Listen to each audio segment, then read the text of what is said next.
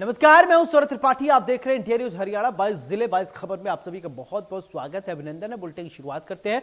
दिल्ली के रामलीला मैदान में किसानों की महापंचायत के लिए सिरसा से भी किसानों ने कूच किया है। ट्रैक्टर ट्रॉली पर सवार होकर किसान दिल्ली पहुंचे।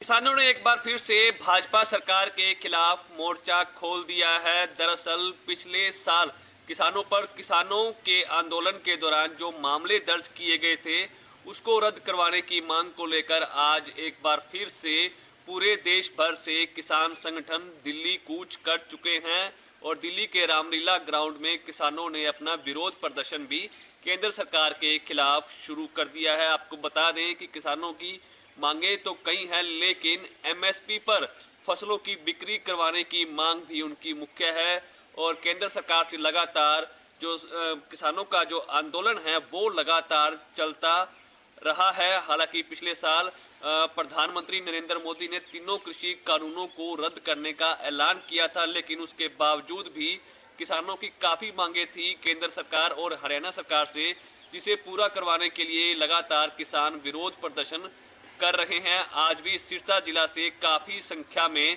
किसानों का जत्था दिल्ली के लिए रवाना हो चुका है। दिल्ली के रामलीला ग्राउंड में किसान काफी संख्या में पहुंच चुके हैं। किसानों की साफ तौर पर मांग है कि एमएसपी पर फसलों की बिक्री की जाए और किसान आंदोलन के दौरान जो किसानों पर मामले दर्ज किए गए थे उनको रद्द किया जाए। साफ तौर पर किसानों की केंद्र सरकार को चेतावनी भी है कि अगर सरकार ने उनकी मांगे जल्द पूरी नहीं की तो आने वाले दिनों में केंद्र सरकार के खिलाफ यूं ही मोर्चा जारी रहेगा।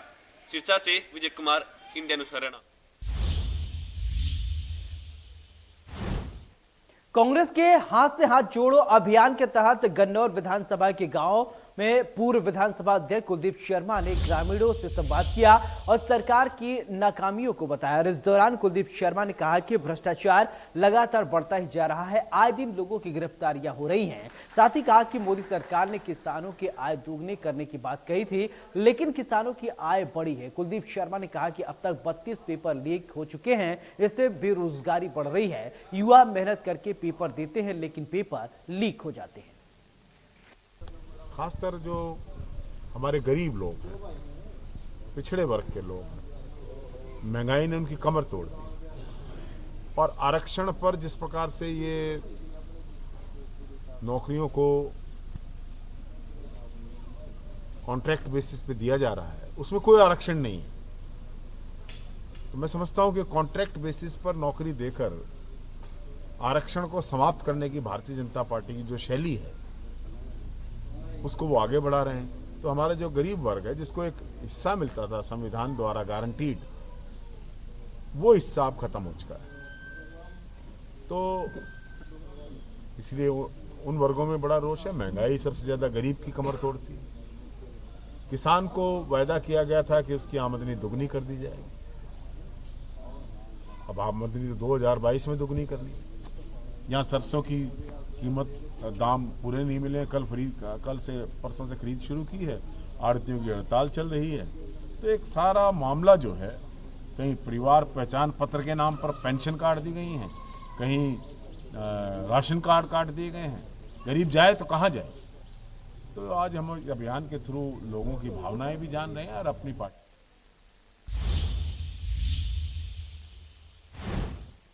प्रदेश में 15 मार्च से सरसों की सरकारी खरीद जारी है। सरकारी एजेंसी हैफेड ने बताया जा रहा है कि पलवल के अनाज मंडी में अब तक 586 कुंटल सरसों की खेती की बताया जा रहा है कि आवक को खरीदा है। इसके अलावा पलवल मार्केट कमेटी के सचिव ने बताया कि सरकार ने सरसों का जो है सरकारी रेट 5,450 रुपए निर्धारित किया है। कुछ किसान अपनी फसल मंडी में लाए थे, लेकिन बताया जा रहा है कि पैरामीटर पूरा न होने पर फसल खरीद नहीं हुई है और जिन किसानों की फसल पैरामीटर पर खरी उतरी उनकी फसल खरीदी गई। प्राइवेट अब तक खरीद हुई है 4,855 क्विंटल और टोटल खरीद हो चुकी है अब तक 5,441 क्विंटल, जिसमें से 586 क्विंटल गवर्नमेंट ने खरीदी 2 दिन में। इस तरह की व्यवस्था किसानों के लिए की गई। किसानों के लिए मैंने यहाँ सारी व्यवस्था है। 8 वाटर कूलर लगवाए हुए ठंडे पानी के लिए, बिजली की, सफाई की, सारी पानी की, और हेल्प डेस्क भी है ऑफिस में। किसी भी किसान को कोई परेशानी होती है तो वहाँ के उधर झज्जर में 5 दिन बीत जाने के बाद भी सरसों की सरकारी खरीद शुरू नहीं हो पाई है। हालांकि अधिकारी फसल खरीद के लिए उचित प्रबंधन के दावे कर रहे हैं। बहादुरगढ़ की मंडी में बताया जा रहा है कि किसान अपनी सरसों की फसल लेकर पहुंचे थे, लेकिन उनकी फसल की खरीद एमएसपी पर न होकर कम दाम पर हुई है। सरकार ने सरसों पर एमएसपी 5,450 रुपए तय किया है, लेकिन बहादुरगढ़ मंडी में किसानों को सरसों की फसल का भाव 5100 रुपए से 5200 रुपए ही दिया जा रहा है। के लिए पूरी तैयारी कर ली गई है। किसान अभी नहीं आ रहे हैं क्योंकि मौसम खराब होने की वजह से सरसों गीली है। 2-3 दिन के बाद और किसान आने शुरू हो जाएंगे और उनकी तो सरसों के लिए सरकारी खरीद नहीं हो रही जी, प्राइवेट खरीद हो रही है। सरकार का कोई बारदाना नहीं आया, ना कोई अभी उनकी कोई गाइडलाइन आया कैसे क्या खरीद होगी। किस तरीके से हमारे पास ना गवर्नमेंट से कोई बारदाना आया है, ना कोई खबर आई है जी, ना ये अब तक ये पता है कि किस कंडीशन पे गवर्नमेंट लेगी। अब जिम्मेदार भी हार के यही है प्राइवेट बेचन साहब। प्रदेश भर में 15 तारीख से शुरू हुई थी, आज 20 तारीख को यहाँ होनी थी शुरू। यहाँ कोई नहीं आई खबर अब तक, कोई अधिकारी नहीं आया अब तक, ना कोई अधिकारी आया जी, ना कोई खबर लगी अब तक। हैफेड को लेगी क्या लेगी, हैफेड को खरीद करनी थी। यहाँ पे हैफेड के अधिकारी आए बात करने के लिए। मंडी में खरीद शुरू हो चुकी है और मार्केट कमेटी की तरफ से बिजली पानी सफाई की व्यवस्था करनी होती है, वो के लिए पूर्ण रूप से कर दी गई है। और हमने मंडी गेट पे सभी कर्मचारियों को बिठा दिया गया, ऑनलाइन गेट पर जारी किए जाते हैं। और अब तक 97 क्विंटल सरसों आ चुकी है और 130 क्विंटल जो आ चुका है, जिसकी खरीद आढ़ती द्वारा स्वयं की गई है।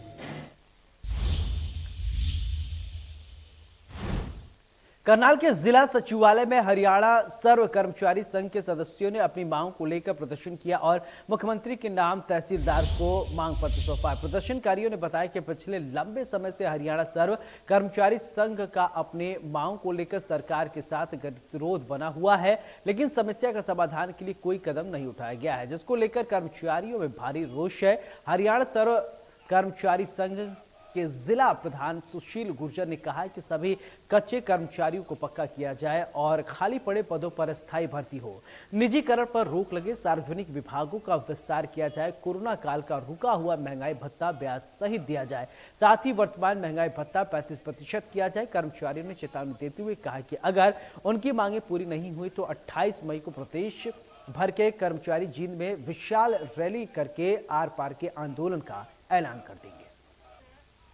कमेटी के वाहन पर पूरे प्रदेश में तमाम मुख्यालयों पर प्रदर्शन करते हुए अपना ज्ञापन दे रहे, क्योंकि सरकार लगातार कहीं न कहीं कर्मचारियों को अनदेखी करती जा रही है। चाहे निवेश की बात करें, चाहे कच्चे कर्मचारियों की बात करें, कहीं न कहीं सरकार सर्व कर्मचारी संघ को बुलाकर उसके ऊपर बातचीत करे, अन्यथा आने वाले समय में सर्व कर्मचारी संघ के बड़े आंदोलन का आगाज करने वाला है। कहीं न कहीं महाराष्ट्र के बीच में जिस तरीके का बिजली कर्मचारी लगातार हड़ताल कर रहे हैं, तो आपके माध्यम से हम ये कहना चाहते हैं कि तमाम मुख्यालयों पर आज कहीं न कहीं मौसम को देखते हम सभी ज्ञापन बड़ी जल्दी करने का काम कर रहे हैं, लेकिन कर्मचारियों में रोष है, वो इस रोष को देखते हुए ज्ञापन देने का हम लोग।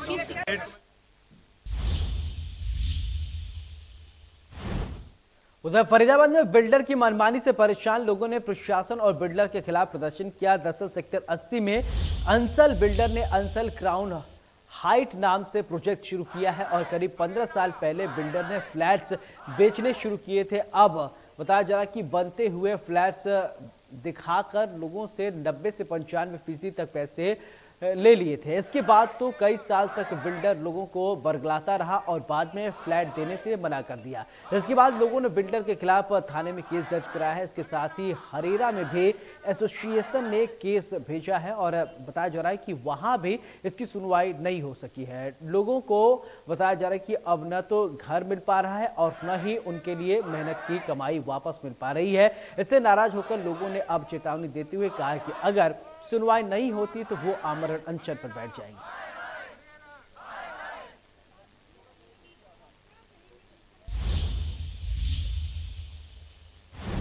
उधर घरौड़ी में अनाज मंडी एसोसिएशन के चुनाव की मतगणना के दौरान उम्मीदवारों के समर्थक आपस में भिड़ गए। दोनों पक्षों के बीच जमकर चले लात घूंसी।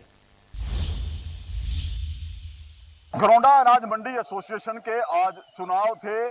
चुनाव प्रक्रिया पूरी तरह से शांतिपूर्ण रही, लेकिन मतगणना के दौरान जो है दोनों पक्षों के बीच जमकर विवाद हुआ, क्योंकि 2 उम्मीदवार मैदान में थे, जिनमें पूर्व प्रधान विनोद जैन और पूर्व प्रधान ही सुखबीर संधू थे, जिनको बराबर 166 वोट मिले थे।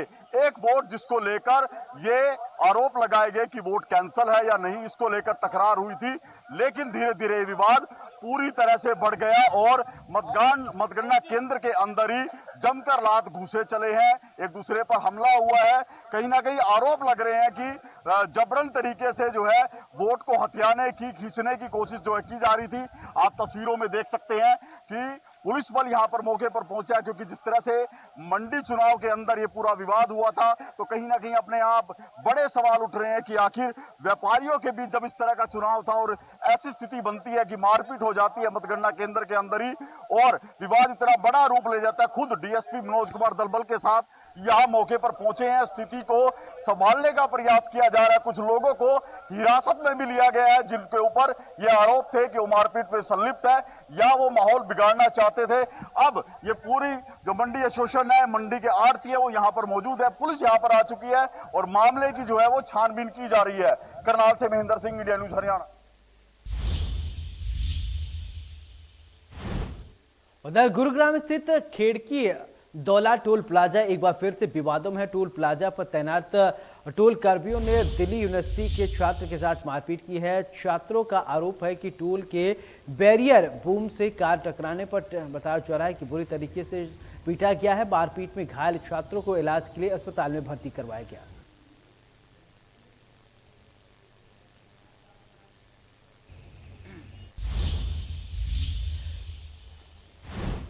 उधर हिसार में आरपीएफ के रिटायर्ड इंस्पेक्टर की सुसाइड मामले में पुलिस ने एसपी रेलवे समेत 6 रेलवे पुलिस कर्मियों पर मामला दर्ज किया है, जिसके बाद से परिजनों ने शव का दाह संस्कार किया।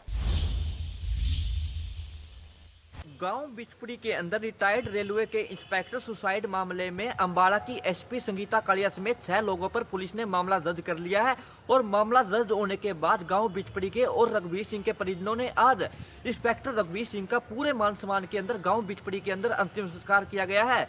वही बता दें कि आपको शुक्रवार को सुबह रेल के आगे कूदकर रेलवे से रिटायर्ड इंस्पेक्टर रघुवीर सिंह ने सुसाइड कर लिया था, जिसके बाद सुसाइड नोट में उन्होंने रेलवे के आला अधिकारी 6 लोगों पर प्रताड़ित करने का आरोप लगाया था, जिसके बाद परिजनों ने हिसार के सिविल हॉस्पिटल में शव का पोस्टमार्टम करवाया था, लेकिन शव लेने से मना कर दिया था। वही परिजनों की मांग थी कि जब तक रेलवे के आला अधिकारियों के खिलाफ मामला दर्ज नहीं होगा, जब तक हम अंतिम संस्कार नहीं करेंगे। जिसके बाद रविवार को हिसार के एडीजीपी और रेलवे के आईजी के साथ मिलकर ग्रामीणों की एक मीटिंग हुई थी, जिसके अंदर फैसला लिया गया था कि रेलवे के आला अधिकारियों के खिलाफ मामला दर्ज किया जाएगा। जिसके बाद आज मामला दर्ज होने के बाद एसआईटी का गठन किया गया है और एसआईटी का गठन करने के बाद अब पूरे मामले की जांच एसआईटी करेगी। जिसके बाद एसआईटी के जांच सौंपने के बाद गांव बिचपड़ी के ग्रामीणों ने और रघुवीर सिंह के परिजनों ने मिलकर आज रघुवीर सिंह का गांव बिचपड़ी के अंदर शमशान घाट में अंतिम संस्कार किया गया है। इंडिया न्यूज के लिए हिसार से अमित वर्मा। उधर कुरुक्षेत्र जेल से 3 कैदी फरार होने से जेल प्रशासन में हड़कंप मच गया है। पुलिस ने मुस्तैदी दिखाते हुए 2 कैदियों को गिरफ्तार कर लिया है। कुरुक्षेत्र जेल से 3 कुख्यात अपराधी फरार हो गए, जिसके बाद हड़कंप मचना स्वाभाविक था। सूचना मिलते ही आला अधिकारी भी मौके पर पहुंचे व स्थिति का जायजा लिया। महानिरीक्षक जगजीत सिंह भी मौका मुआयना करने पहुंचे व सारे तथ्यों की पड़ताल की। पुलिस ने आपराधिक मामला दर्ज किया है व अपराधियों को पकड़ने के लिए 6 टीमें बनाई गई हैं जो दबिश दे रही हैं। पुलिस सूत्रों के मुताबिक जल्द ही सकारात्मक परिणाम सामने आएंगे व इन भगोड़े अपराधियों को पकड़ लिया जाएगा। लेकिन देखने वाली बात यही रहेगी कि सुरक्षा में आखिर छेद कैसे हुआ व यदि पुलिस इन्हें पकड़ भी लेती है तो क्या वे पुनः सुरक्षित रह पाते हैं।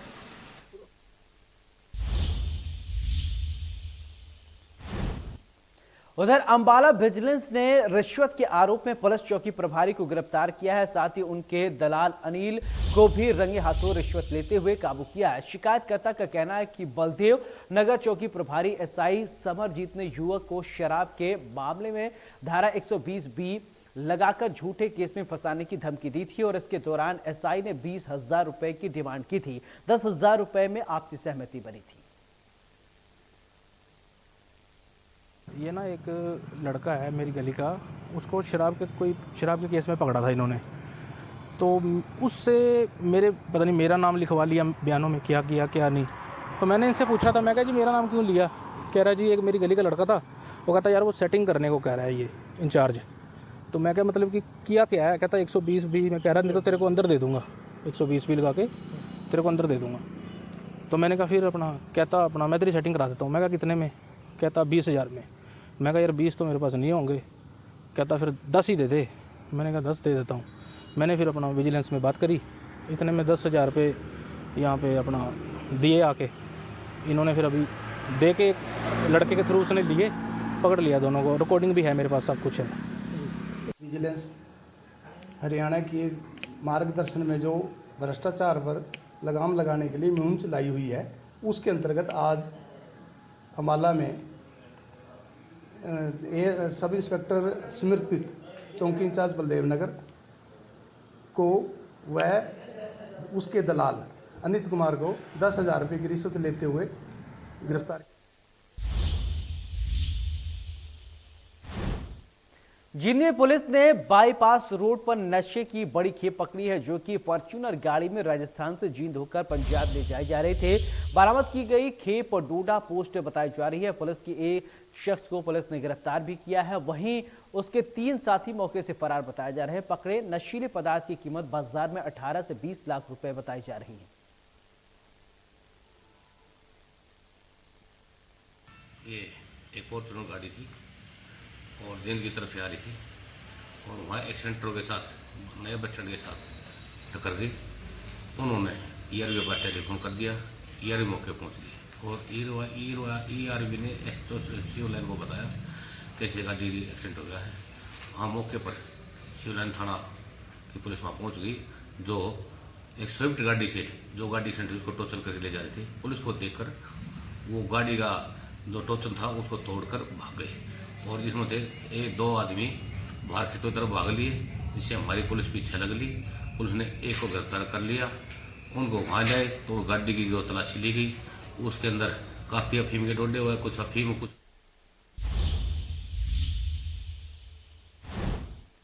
उधर भिवानी में एसपी के निर्देश पर पूरे जिले को सील कर दिया गया है। नाकों पर भारी पुलिस बल तैनात किया गया। आपराधिक तत्वों पर लगाम लगाने व कानून व्यवस्था को सुनिश्चित करने के उद्देश्य से भिवानी पुलिस द्वारा आज सीलिंग अभियान चलाया गया। इस अभियान के तहत जिला की सभी सीमाओं को सील किया गया व जगह जगह पर चेक पोस्ट लगाकर वाहनों की तलाशी ली गई। यह अभियान आमजन को सुरक्षा के नियमों की पालना करने के लिए प्रेरित किया गया। भिवानी से सुमित जांगड़ा, इंडिया न्यूज। उधर महेंद्रगढ़ जिले में लगातार हुई बारिश से पूरा शहर जलमग्न हो गया। इससे नगर पालिका के जल निकासी के दाव की पोल खुल गई। जिला महेंद्रगढ़ में लगातार 2 दिन से मौसम में बदलाव देखने को मिल रहा है और जिस तरह से कल बारिश हुई और उसके साथ ही जो ओलावृष्टि हुई, उसके कारण से किसानों की जो सरसों और गेहूं की फसल है उसको भारी नुकसान हुआ है। महेंद्रगढ़ जिले के गांव मालडा, बसई और इसके साथ ही बवाना सहित दर्जनों गाँवों के अंदर जो ओलावृष्टि है उसके कारण किसानों की फसलों को भारी नुकसान हुआ है। आज पूर्व शिक्षा मंत्री रामविलास शर्मा, एसडीएम हर्षित कुमार, उपायुक्त जे.के. आबिर सहित जो अधिकारी हैं उन्होंने ग्रामीण क्षेत्रों के दौरे किए और जो ओला प्रभावित जो खेत हैं उनके अंदर लोगों से मुलाकात की है और जो फसलें हैं उनका मुआयना किया है। इसके साथ ही पूर्व शिक्षा मंत्री रामविलास शर्मा ने किसानों को भरोसा दिलाया कि सरकार की पॉलिसी है उसके अनुसार उन्हें मुआवजा दिलाया जाएगा और मुख्यमंत्री से बात करेंगे। इसके साथ ही अधिकारियों ने भी किसानों से ये आश्वासन दिया है कि वे गिरदावरी कराकर उन्हें मुआवजा दिलाने की कोशिश करेंगे। वहीं कांग्रेस विधायक राव दान सिंह ने भी सरकार से 40,000 रुपये प्रति एकड़ मुआवजे की मांग की है और इसके साथ ही जिस तरह से आज बारिश हुई है उसके साथ जहां किसानों की जो फसलें उनको नुकसान हुआ है, इसके साथ ही जो शहर अगर महेंद्रगढ़ की बात करें तो यहाँ पर जो मुख्य बाजार है वहाँ पर पानी जमा हो गया। सतनाली चौक, बालाजी चौक, सब्जी मंडी, अनाज मंडी रोड और इसके साथ ही जो अनेक जगह हैं वहाँ पर पानी भरा हुआ है और लोगों का आवाजाही में काफ़ी दिक्कतों का सामना करना पड़ रहा है। Pradeep Balrodia, India news.